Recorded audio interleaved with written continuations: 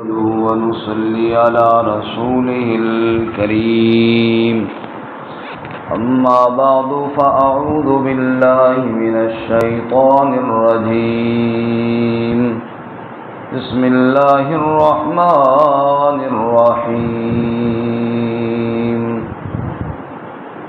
يا أيها الذين آمنوا إذا لقيتم الذين كفروا زحفا فلا تولوهم الأدبار ومن يولهم يومئذ دبره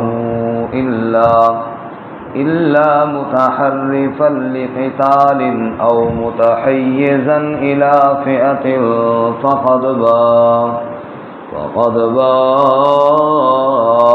بغضب من الله ومأواه جهنم وبئس المصير يا أيها الذين آمنوا اے ایمان والو اذا لقیتم الذین کفروا زحفا فلا تولوهم الادبار، جب تم ملو کافروں سے میدان جنگ میں تو مت پھیرو ان سے پیٹھ. ومن یولہم یومئذ دبرہ الا متحرفا لقتال او متحیزا الی فئہ، اور جو کوئی پھیر دے ان سے اس دن اپنی پیٹھ سوائے جنگی چال کے لیے یا اپنے لشکر سے ملنے کے لیے، فقد باء بغضب من اللہ، پس یقیناً وہ لوٹا اللہ کے غضب کے ساتھ. ومأواہ جہنم، اور ٹھکانہ اس کا جہنم ہے. وبئس المصیر، اور وہ بہت برا ٹھکانہ ہے. سبحان ربک رب العزت عما یصفون وسلام علی المرسلین والحمد للہ رب العالمین. اللهم صل على محمد وعلى آل محمد كما صليت على إبراهيم وعلى آل إبراهيم إنك حميد مجيد. اللهم بارك على محمد وعلى آل محمد كما باركت على إبراهيم وعلى آل إبراهيم إنك حميد مجيد. معزز سامعین، سورۃ الانفال کا دوسرا رکوع آیت نمبر 15 اور 16 آپ کے سامنے تلاوت کی ہیں. اللہ رب العزت ان کے مطابق صحیح بیان کی توفیق عطا فرمائے اور ہمیں قرآن و سنت پر عمل کرنے کی توفیق عطا فرمائے. اس سے قبل غزوہ بدر کا واقعہ آپ نے سنا. غزوہ بدر میں مسلمان تعداد میں قلیل تھے، لیکن اللہ کی ایسی مدد اور نصرت آئی کہ اللہ تعالیٰ نے فتح عطا فرمائی. اللہ تعالیٰ نے فرشتوں کا نزول فرمایا اور سخت غم اور تکلیف کے وقت میں نیند کی نعمت عطا فرمائی. پانی کی قلت کے وقت بارش برسا کر پانی کی قلت کو پورا کیا اور اہل ایمان کے دلوں کی مضبوطی کے لیے فرشتوں کو خصوصی حکم ارشاد فرمایا. کافروں کے دلوں میں رعب اللہ تعالیٰ نے ڈالا اور یہ ساری اللہ تعالیٰ کی مدد اہل ایمان کے ساتھ تھی. آج کے سبق میں میدان جہاد اور میدان جنگ کے اصول اور قانون بیان ہوئے. چونکہ اس سورہ مبارکہ میں مال غنیمت کی تقسیم کے طریقے اور ان کی وجوہات بھی بیان ہوئیں اور آگے مزید بھی ہوں گی، اور ساتھ ساتھ جہاد کے میدان میں کچھ ضابطے، کچھ اصول اور کچھ قوانین بھی بیان ہوں گے. تو یا ایھا الذین آمنوا سے خطاب ہوگا اہل ایمان کو، یعنی مجاہدین کو، اور اہل ایمان مجاہدین کو جہاد کے ضابطے اور جہاد کے اصول اور جہاد کے قوانین سے آگاہ کیا جائے گا. آج کے سبق میں جہاد کا پہلا قانون اور پہلا ضابطہ اور پہلا اصول ہے، وہ یہ ہے کہ میدان جہاد میں ڈٹ کر مقابلہ کرنا ہے، میدان چھوڑ کر بھاگنا نہیں ہے۔ کبیرہ گناہوں میں ایک بڑا کبیرہ گناہ میدان جہاد سے بھاگنا بھی ہے۔ رسول اللہ صلی اللہ علیہ وسلم نے بڑی مشہور حدیث میں ارشاد فرمایا، اجتنبوا السبع الموبقات، 7 ہلاکت والی چیزوں سے اپنے آپ کو بچاؤ۔ ان میں شرک ہے، ماں باپ کی نافرمانی ہے، سود کھانا ہے، یتیم کا مال کھانا ہے، کسی پاک دامن پر زنا کی تہمت لگانا ہے، اور میدان جہاد سے بھاگنا ہے۔ تو میدان جہاد سے بھاگنا ہلاکت اور کبیرہ گناہوں میں رسول اللہ صلی اللہ علیہ وسلم نے شمار فرمایا۔ اصل میں مسئلہ یہ ہے، ہر وہ کام جس سے اللہ تعالیٰ کا دین بدنام ہو وہ بہت بڑا گناہ ہے۔ آپ میدان جہاد میں گئے، دشمن کے مقابلے میں کھڑے ہوئے اور پھر وہاں سے بھاگ کھڑے ہوئے، تو دشمن یہ نہیں کہے گا کہ فلاں بندہ بھاگ گیا جی میں بھاگ گیا، وہ نہیں کہے گا کہ مولوی یاسر بھاگ گیا، وہ کہے گا مسلمان بھاگ گئے۔ وہ کیا کہے گا؟ مسلمان بھاگ گئے۔ تو نتیجہ کیا نکلے گا کہ اہل ایمان اور مسلمان بدنام ہوں گے۔ اللہ تعالیٰ نے فرمایا کہ یہ کبیرہ گناہ ہے، بلکہ اللہ کے غضب اور اللہ کے عذاب کو دعوت دینے والا کام ہے۔ آج اس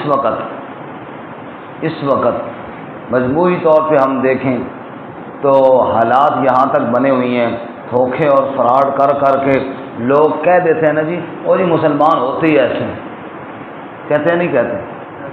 تو کتنے بڑے افسوس کا بات مقام ہے۔ حالانکہ مسلمان تو دیانت میں مشہور تھے، مسلمان تو امانت میں مشہور تھے، مسلمان تو ولولے اور جذبہ جہاد سے معمور اور مسرور تھے، لیکن حالات ایسے بنائے ہم نے۔ یہ میری کمزوری ہے نا، کہ میرے عمل کی وجہ سے اور میری بددیانتی کی وجہ سے اور میرے جھوٹ کی وجہ سے اور میرے دھوکے کی وجہ سے آج لوگوں نے مسلمانوں کے خلاف باتیں کی ہیں، اور لوگوں نے یہاں تک کہنا شروع کیا، اور جی گورے بڑے دیانتدار ہیں اور یہ مسلمان تو بڑے فراڈی ہیں۔ یہ لوگ کہتے ہیں یا نہیں کہتے؟ اب اس آیت میں دیکھنا کہ یہ کتنا بڑا جرم ہے کہ جب بندہ ایسا حرکت کرے، ایسی حرکت کرے اور ایسا عمل کرے کہ جس کی وجہ سے اسلام ہی بدنام ہو جائے۔ اللہ تعالیٰ ایسی حرکتوں سے ہمیں محفوظ فرمائے۔ ہر چیز میں ملاوٹ، ہر چیز میں دھوکہ۔ اور بعض ساتھی جو باہر ہوتے ہیں وہ بتاتے ہیں کہ لوگ اعتماد کے ساتھ ان دوسروں کی چیز لیتے ہیں، ہماری چیز نہیں لیتے۔ کیوں؟ کہ ہم نے جناب اس کے اندر دھوکہ دیا۔ نتیجہ کیا نکلا کہ اگر میرا یہ ذاتی فعل میری ذات کی بدنامی کی حد تک ہوتا خیر بلا تھی، لیکن مجموعی طور پر بدنام ہوئی ہیں تو اہل ایمان بدنام ہوئی ہیں۔ نعوذ باللہ من ذالک۔ اللہ ایسے گناہوں سے محفوظ فرمائے۔ ہماری مثال تو ایسے ہو گئی ہے، ہماری مثال تو ایسے ہو گئی ہے جیسے ایک کمرہ ہو، ایک محل ہو، اور اس کے اندر بڑی نعمتیں ہوں، اور باہر سے نظر آ رہا ہو کھڑکیوں سے یا شیشوں سے کمرے کے اندر وہ نعمتیں اور بڑی خوبصورت سہولتیں دکھائی دے رہی ہیں۔ باہر لوگ گرمی میں ہیں، بھوک میں ہیں، اندر نظر آ رہا ہے کہ جناب کھانے پینے کی اشیاء ہیں، اچھی جگہ ہے، لیکن دروازے پر ایک شخص کھڑا ہے، وہ باہر والوں کو اندر نہیں آنے دیتا۔ فرمایا ہم وہ مسلمان ہیں، اندر اسلام کا جو گھر ہے اس کے اندر ہر نعمت موجود ہے، اور کافر باہر گرمی میں مر رہے ہیں اور وہ ایمان کی طرف آنا چاہتے ہیں، لیکن میری بدعمالیاں رکاوٹ بنی ہوئی ہیں، میری بدعمالیاں رکاوٹ بنی ہوئی ہیں۔ وہ مجھے دیکھتا ہے، کہتا ہے یہ مسلمان ہے، وہ مجھے دیکھ کر کہتا ہے ایسے مسلمان ہوتے ہیں۔ اللہ اکبر! مسلمان تو کیسے ہوا کرتے تھے کہ جاسوس آیا، امیر المومنین حضرت عمر رضی اللہ تعالیٰ عنہ کا دور تھا، اور وہاں آیا اور آ کر جناب مسلمانوں سے پوچھتا ہے تمہارے بادشاہ کہاں ہیں؟ کہا ہمارے بادشاہ نہیں ہے، ہمارے امیر المومنین ہیں۔ اچھا وہ امیر المومنین کہاں ہیں؟ فرمایا گھر میں ہوں گے، ان کی کوٹھی مال تو کوئی نہیں ہے، یہی گھر ہے ان کا کچا، وہاں سے پتہ کرو۔ وہ وہاں سے پتہ کرتا ہے، پتہ چلتا ہے امیر المومنین تو باہر گئے ہیں، کھیت کی طرف گئے۔ وہ وہاں چلا جاتا ہے، وہاں جا کر پوچھتا ہے بھائی امیر المومنین کدھر ہیں؟ فرمایا وہ پانی لگا کے اپنی فصل کو وہ جو درخت کے نیچے سویا ہوا ہے یہی ہمارا امیر المومنین ہے۔ دیکھ کر حیران رہ گیا، جس کے نام سے کیسر و کسریٰ کے بادشاہ اپنے محلات میں کانپتے اور لرزتے ہیں، یہ وہ عمر ہے جو جناب بالکل ایسے سویا ہوا ہے، ہاتھ کے ساتھ مٹی لگی، کام جو کرتے رہے، کپڑوں پہ مٹی لگی ہوئی ہے، کام جو کرتے رہے، اور جناب اپنے بازو کا تکیہ بنایا ہوا ہے اور ننگی زمین پر درخت کے نیچے سویا ہوا ہے۔ تو بے ساختہ اس کی آنکھوں میں آنسو بھرا ہے، اور اس نے کہا عمر تو نے عدل کیا اور اللہ نے تجھے امن دیا اور پھر مزے سے سو رہا ہے۔ تو مسلمان تو ایسے ہوتے تھے جن کو دیکھ کر غیر مسلم جناب ان کی حالت یہ ہو جاتی، کاش کہ ہم بھی اس اسلام کے اندر آئیں جس کے ماننے والے ایسے ہیں۔ اور آج ہمارا کردار کیا ہے؟ وضع میں ہو تم نصارہ، تمدن میں ہو ہنود، یہ مسلمان ہیں کہ جنہیں دیکھ کر شرمائیں یہود، یہ مسلمان ہیں جنہیں دیکھ کر شرمائیں یہود۔ ایسا کردار جو میرے کردار کی وجہ سے اللہ تعالیٰ کا دین بدنام ہو، دیندار بدنام ہو، یہ اللہ کے غضب کو دعوت دینے والا کردار ہے۔ اللہ اس سے ہماری حفاظت۔ آمین۔ جبلہ بن ایم مسلمان ہوا امیر المومنین عمر رضی اللہ تعالیٰ عنہ کے دور میں، اور حضرت عمر رضی اللہ تعالیٰ عنہ اس کے استقبال کے لیے مدینہ سے باہر گئے کہ جناب ایک شہزادہ اسلام کی طرف آ رہا ہے، تو اس کی وجہ سے فائدہ یہ ہوگا کہ پورے ملک میں اسلام کے پھیلنے کا ذریعہ بنے گا، اور اس کو بڑی عزت دی، بڑے ٹھاٹ کے ساتھ اپنے ساتھ بٹھایا۔ پھر اس نے جب عمرے کا ارادہ کیا تو حضرت عمر نے کہا میں بھی تیرے ساتھ چلتا ہوں عمرے کے لیے، یعنی اس کو فل پروٹوکول دیا تاکہ وہ یہ نہ سمجھے کہ اسلام لانے کے بعد میری عزت میں کوئی کمی آئی ہے۔ لیکن وہاں جا کر کیا ہوا کہ طواف کے دوران ایک اعرابی کا پاؤں اس کی چادر پر آیا۔ ابھی وہ تو شہزادہ تھا، وہ بدو اور غریب اور ان لوگوں کو تو اپنے قریب نہیں پھٹکنے دیتے تھے۔ اب اس کو جناب یہ آیا غصہ، اور اس نے زور سے مکہ مارا اس اعرابی بدو کے منہ پر، اور اس کے ناک کی ہڈی ٹوٹ گئی، اور اس نے کہا نظر نہیں آتا، پیچھے ہٹ گیا۔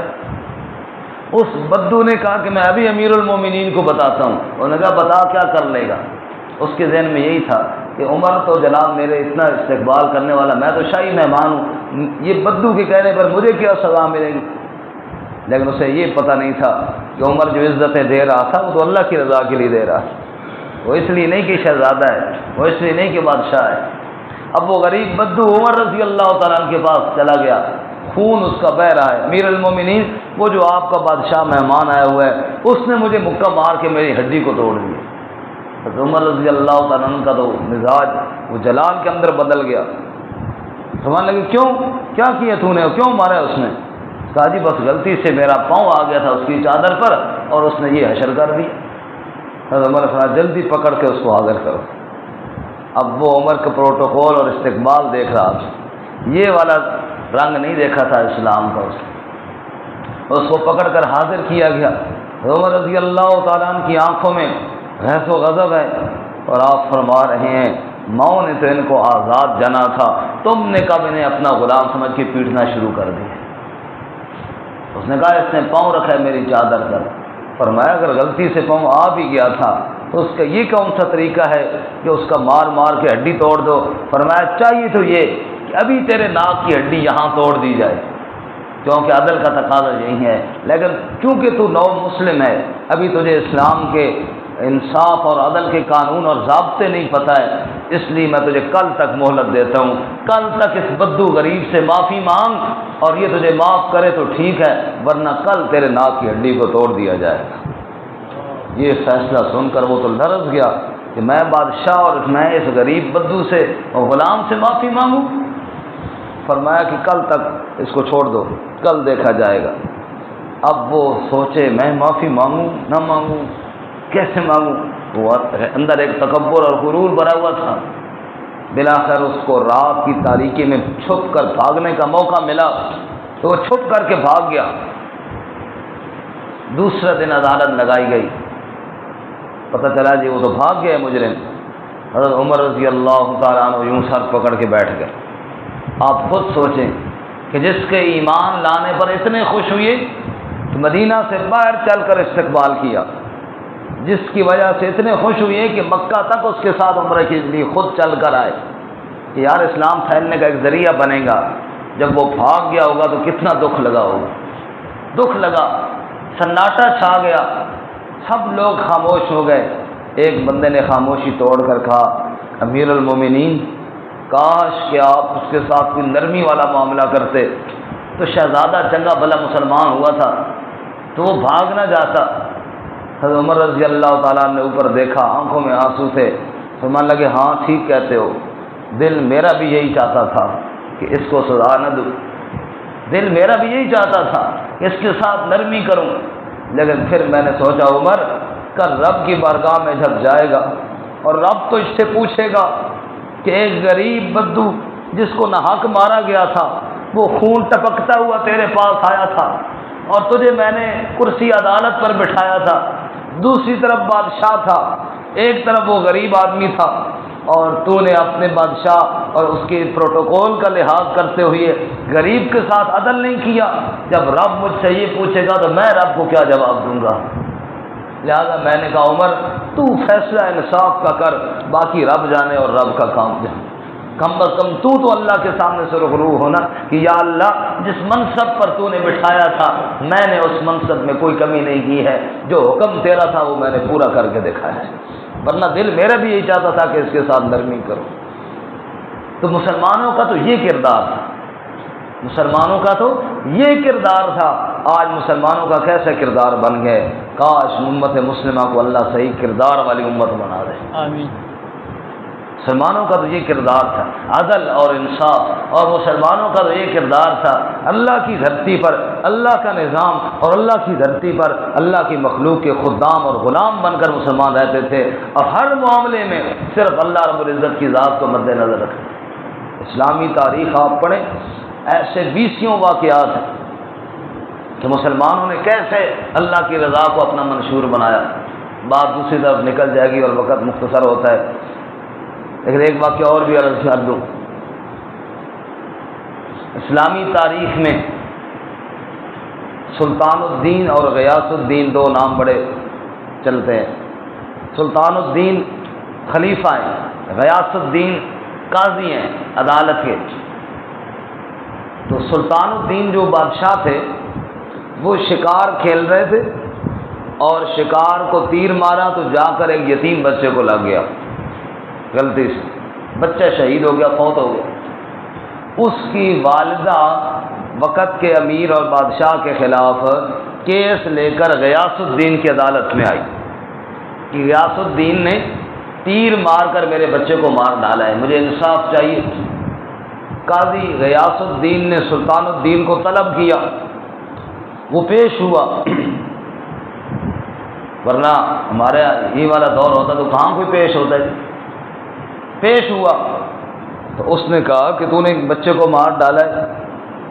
اس نے کہا غلطی سے مارا ہے، کوئی جان بوجھ کے نہیں مارا، اور واقعہ تھا بھی اسی طرح، مارا میں نے تیر شکار کو ہے، وہ غلطی سے بچہ آگے ادھر آ گیا، اس کو لگ گیا۔ اور یہ تو قرآن میں بھی ہے کہ غلطی سے اگر کوئی قتل ہو جائے تو قاتل کو قتل نہیں کیا جاتا، دیت دی جاتی۔ اس نے کہا میں دیت کے لیے تیار ہوں، باقی مجھ سے غلطی ہو گئی ہے، میں نے کوئی جان بوجھ کے نہیں مارا۔ لیکن قاضی غیاث الدین نے کہا غلطی سے قتل تب ہوتا ہے جب آپ شکار جنگل میں کھیل رہے ہوتے، بچہ وہاں آ جاتا، آپ آبادی میں شکار کھیل رہے تھے، آبادی کے اندر تو شکار کھیلنا جائز نہیں ہے، منع ہے کہ انسان ہیں، بچے ہیں، لوگ آ جاتے ہیں، لہذا وہ والا قانون یہاں نہیں چلے گا، غلطی والا۔ یہاں تو بڑوں کے لیے کھینچ تان کے کہیں نہ کہیں سے جواز نکال لیا جاتا ہے نا، لیکن جب عدل اور انصاف کا مسئلہ ہوتا ہے تو پھر وہاں سیدھی سیدھی بات ہے۔ بھائی جنگل کے اندر شکار ہوتا، بچہ اتفاقاً جنگل میں گیا ہوتا، پھر تیر لگ جاتا، پھر تو واقعی قتل خطا تھا، لیکن شکار کھیلے ہو آبادی میں اور مثال دے رہے ہو کہ غلطی سے ہو گئے، یہ غلطی ملتی نہیں ہے، یہاں تم نے شکار کھیلا کیوں؟ لہذا بس تھوڑا سا وقت ہے، اگر مقتول بچے کی والدہ معاف کرے تو ٹھیک ہے، ورنہ گھنٹے یا 2 گھنٹے بعد جب آپ دوبارہ پیش کرو ان کو اور ان کا سر قلم کر دو، بادشاہ کا سر قلم کر دو اس یتیم بچے کی وجہ سے جس کو غلطی سے تیر لگا بادشاہ کو۔ خیر تھوڑا وقت گزرا، اس کی والدہ نے خود ہی کہا کہ نہیں، یہ تو میں بھی جانتی ہوں کہ اس نے جان بوجھ کر نہیں مارا، میرا بچہ تو واپس آئے گا نہیں، لہذا میں نے معاف کر دیا۔ جب اس نے معاف کر دیا، دوبارہ دربار میں پیش ہوئی، عدالت میں پیش ہوئی ہے کہ جناب وہ معافی تلافی ہو گئی ہے۔ جب معافی ہو گئی، اب بادشاہ نے ہنستے ہوئے مسکراتے ہوئے قاضی کے سامنے کھڑے ہو کر کہا، قاضی صاحب ذرا ادھر میری طرف دیکھو۔ اس نے اپنی بغل سے ایک تلوار نکالی اور کہا، یہ پتہ ہے تلوار میں کیوں لے کر آیا ہوں؟ قاضی غیاث الدین نے کہا کہ نہیں بادشاہ سلامت، نہیں پتہ۔ فرمایا اس لیے لے کر آیا ہوں، مجھے پتہ چلا تھا کہ میرا مقدمہ آپ کی عدالت میں آیا ہے، اور میں نے سوچا اب دیکھتا ہوں کہ یہ انصاف کا فیصلہ کرتا ہے یا میرا لحاظ کرتا ہے۔ تلوار اس لیے لے کر آیا تھا، اگر اس نے میرا لحاظ کیا اور انصاف کا فیصلہ نہ کیا تو باقی باتیں تو ہوں گی، بعد میں تلوار کے ساتھ اس کا سر میں ادھر ہی قلم کر دوں گا کہ تو بیٹھا اس کرسی عدالت پر ہے اور سامنے وڈیرا آ جائے تو اتنی جرت نہیں کہ انصاف کا فیصلہ کر سکے۔ یہ تلوار میں اس لیے لے کر آیا تھا، لیکن تو نے فیصلہ بڑا انصاف کا کیا، بچ گیا میری تلوار سے، ورنہ آج تیرا سر قلم کر کے رکھ دیتا۔ جب اس نے یہ بات کہی تو قاضی غیاث الدین مسکرائے، اور انہوں نے جہاں وہ عدالت کی کرسی پہ بیٹھے تھے نیچے سے ایک درہ نکالا اور کہا، بادشاہ صاحب پتہ یہ درہ میں نے یہاں پہ کیوں رکھا ہوا ہے؟ انہوں نے کہا جی نہیں۔ کہا میں نے اس لیے رکھوایا تھا، بندے بھی دو تیار کیے ہوئے تھے، میں نے کہا جب فیصلہ سن کر اگر بادشاہ مان جائے تو فبیا، اور اگر اکڑ جائے کہ میں بادشاہ ہوں اور تو کون ہوتا ہے میرے بارے میں یوں فیصلہ کرنے والا، تو میں نے کہا تھا ایک دفعہ پکڑ کے لمبا کر لینا، ادھر ذرہ میرے ہاتھ میں ہوگا، ایک دفعہ تو مار مار کے چمڑی ادھیڑ لوں گا، باقی میرے ساتھ جو ہوا وہ دیکھا جائے۔ ایسا اسلام کے ماننے والے ایسے لوگ تھے، عدل اور انصاف کرنے والے اور دنیا کو بتانے والے کہ ہم یہ لوگ ہیں۔ یہ کیا مسلمان ہے کہ جناب اللہ رحم فرمائے، جھوٹی گواہیاں بھی مل جاتی ہیں، جھوٹی شہادتیں بھی مل جاتی ہیں، جھوٹے فیصلے بھی ہو جاتے ہیں۔ یہ کردار مسلمان کا نہیں ہے، اللہ اس کردار سے نکلنے کی توفیق عطا فرمائے۔ آمین۔ بات موضوع سے ہٹ گئی، بہت لمبی بھی ہو گئی۔ میں یہ عرض کر رہا تھا، میدان جہاد سے بھاگنے والا وہ شخص مسلمانوں کے کردار کو بدنام کرتا ہے، اور جو شخص مسلمانوں کے کردار کو بدنام کرے وہ اللہ کے غضب کو دعوت دیتا ہے۔ اس لیے میدان جہاد کا قانون کیا بیان کیا، یا ایھا الذین آمنوا، اے ایمان والو، اذا لقیتم الذین کفروا زحفا، جب تمہارا مقابلہ کفار سے میدان جہاد میں ہو، فلا تولوہم الادبار، ان سے پیٹھ دے کر مت پھرو، پیٹھ دے کر مت پھرو، مت بھاگو۔ دو صورتوں میں پیٹھ دینے کی اجازت ہے۔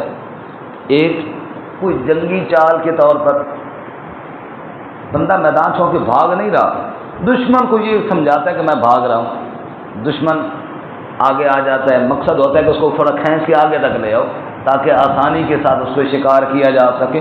تو یہ تو جنگ میں ایسے طریقے تو ہوتے ہیں۔ آپ دیکھ لیجیے افغانستان میں جب امریکہ ڈرون حملے کرتا تھا تو یہ مقابلہ نہیں کر سکتے تھے، انہوں نے کیا کیا، چھوڑ دیا میدان، نیچے آنے دو اس کو آنے دو، نیچے آنے دو، پھر دیکھ لیں گے۔ یہ پہاڑوں میں چلے گئے، وہ جناب سمجھا کہ میں نے فتح کر لی ہے، وہ آ گیا، اب یہ ادھر سے حملہ کر رہے ہیں، ادھر سے حملہ کر رہے ہیں، ادھر سے حملہ کر رہے ہیں، 20 سالہ میں سب کو بھگا دیا، نہیں بھگا دیا۔ تو یہ جنگی چال تھی، میدان چھوڑ کے بھاگنا نہیں تھا، یہ ایک جنگی چال تھی کہ جب دیکھ رہے ہیں کہ اس صورت میں ہم نہیں مقابلہ کر سکتے، پیچھے ہٹ جاؤ، دوسری صورت صحیح، دوسرا طریقہ صحیح۔ تو ایسے اللہ تعالیٰ فرماتے ہیں جنگی چال کے طور پر پیچھے ہٹنے کی اجازت ہے۔ نمبر 2، او متحیزا الی فئۃ، لشکر کے ساتھ ملنے کے لیے۔ ایک آدمی جناب دشمن کے ساتھ لڑتا لڑتا آگے نکل گیا، وہاں جا کے دیکھا میرے ساتھی تو رہ گئے ہیں پیچھے، میں تو ان کے بیچ میں گھر گیا ہوں اور یہ تو مجھے مار ڈالیں گے، وہاں پیچھے ہٹتا اپنے ساتھیوں کے ساتھ مل جائے تو یہ پیچھے تو ہٹ رہا ہے لیکن بھاگنے کی نیت سے نہیں، اپنے لشکر کے پاس پہنچنے کے لیے۔ ان 2 صورتوں کی اجازت ہے، اس کے علاوہ میدان جہاد سے بھاگنے کی اجازت نہیں ہے۔ اب ذرا دیکھیے جی، وَمَن يُوَلِّهِمْ يَوْمَئِذٍ دُبُرَهُ، اور جو کوئی پھیرے اس دن اپنی پیٹھ کو، یعنی اس دن سے مراد جنگ والے دن جو آدمی پیٹھ دے کر پھیرے. یہ تھوڑا عبارت سمجھنا شاید مشکل ہو، ترجمہ یہ آپ یوں دیکھیں نا جی، وَمَن يُوَلِّهِمْ يَوْمَئِذٍ دُبُرَهُ، آگے تھوڑی سی بیچ میں چھوڑیں، فقط بغضب من اللہ سے دیکھیں، اسی آیت میں آگے دیکھیں نا، وَمَن يُوَلِّهِمْ يَوْمَئِذٍ دُبُرَهُ، جو اس دن پیٹھ پھیرے گا، فقط بغضب من اللہ، بس وہ لوٹے گا اللہ کے غضب کے ساتھ، وَمَأْوَاهُ جہنم، اور اس کا ٹھکانہ بھی جہنم ہوگا، وَبِئْسَ الْمَصِيرُ، اور وہ برا ٹھکانہ ہے. یہ بیچ میں جو لفظ چھوڑے ہیں ان میں وہ دو صورتیں بیان ہیں. الا متحرفا لقتال، ہاں جنگی چال کے لیے پیچھے ہٹ سکتا ہے، او متحیزا الی فئۃ، یا اپنے لشکر سے ملنے کے لیے پیچھے ہٹ سکتا ہے. یہ دو چیزیں، جنگی چال کے جنگی طریقے کے لیے پیچھے ہٹے کوئی بات نہیں، لشکر سے ملنے کے لیے پیچھے ہٹے کوئی بات نہیں. اس کے علاوہ جو پیچھے بھاگے گا فقد باء بغضب من اللہ، اللہ کا غضب اس پر نازل ہوگا، اللہ کا قہر اس پر نازل ہوگا. ومأواہ جہنم، ٹھکانہ بھی اس کا جہنم ہوگا. اب اللہ کا غضب بھی ہے اور جہنمی بھی ہے، کیوں کہ اس کے عمل سے مسلمان بدنام ہوئی ہیں.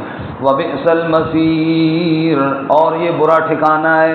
تو چنانچہ اس آیت سے کیا سمجھ میں آیا؟ میدان جہاد سے بھاگنے کی اجازت نہیں ہے. اب یہاں پہ ایک تھوڑا سا سوال ہے، بس آخری بات ہے کہ کتنے لوگ ہوں تو بھاگنے کی اجازت نہیں ہے. اسی صورت میں ہم انشاءاللہ تفصیل سے آگے پڑھیں گے 10ویں پارے میں.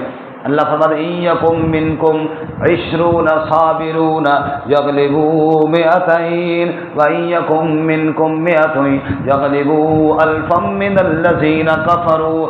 20 مسلمان ہوں اللہ تعالیٰ ان کو 200 پہ غلبہ عطا فرمائیں گے. یہ اس وقت یہ حکم تھا، بدر میں 20 مسلمان ہوں اور مقابلے میں 200 ڈٹ جاؤ، اللہ مدد عطا فرمائیں گے. پھر وہیں آگے اللہ تعالیٰ کے فرماتے ہیں الآن خفف اللہ عنکم وعلم ان فیکم ضعفا. اب اللہ تعالیٰ نے حکم تھوڑا ہلکا کر دی ہے کیونکہ تمہارے اندر کمزوری آ گئی ہے، وہ ایمان کا جذبہ نہ رہا، وہ کمزوریاں آ گئی ہیں. اب اللہ فرماتے ہیں اب یہ حکم ہے ان یکم منکم 100 صابرۃ یغلبوا 200. اب جناب 100 ہوگا 200 پر غالب آئے گا، 1000 ہوگا 2000 پر غالب ہوگا. گویا کہ مفسرین فرماتے ہیں اب ڈٹ جانے کا حکم اس وقت ہے اگر 2 گنا لشکر ہے، ڈٹ جاؤ اللہ مدد کریں گے. اور سمجھتے ہو کہ 2 گنا سے زیادہ ہے، صحابہ کرام کو اس وقت بھی ڈٹ جانے کا حکم تھا، اب بعد والوں کو اللہ نے رخصت عطا فرمائی ہے. بس 2 گنا لشکر ہو تو ڈٹ جاؤ، اگر 2 گنا سے تعداد کم ہے تو انتظار کرو، جب تمہاری قوت زیادہ ہو جائے پھر ڈٹ جاؤ، لیکن اللہ تعالیٰ مدد فرمائیں گے. اللہ ہمیں قرآن و سنت پہ عمل کی توفیق عطا فرمائے. ترجمہ دوبارہ سنیں. یا ایھا الذین آمنوا، اے ایمان والو، اذا لقیتم الذین کفروا زحفا فلا تولوہم الادبار، جب تمہارا مقابلہ کافروں سے جنگ میں ہو مت پھیرو ان سے پیٹھ کو. ومن یولہم یومئذ دبرہ، جو کوئی پھیرے گا اس دن اپنی پیٹھ کو، الا متحرفا لقتال، ہاں سوائے جنگی چال کے، او متحیزا الی فئۃ، یا اپنے لشکر سے ملنے کے، ان کے علاوہ جو پیٹھ پھیرے گا فقد باء بغضب من اللہ، یقیناً وہ لوٹا اللہ کے غضب کے ساتھ. ومأواہ جہنم، اور ٹھکانہ بھی اس کا جہنم ہے. وبئس المصیر، اور وہ برا ٹھکانہ ہے.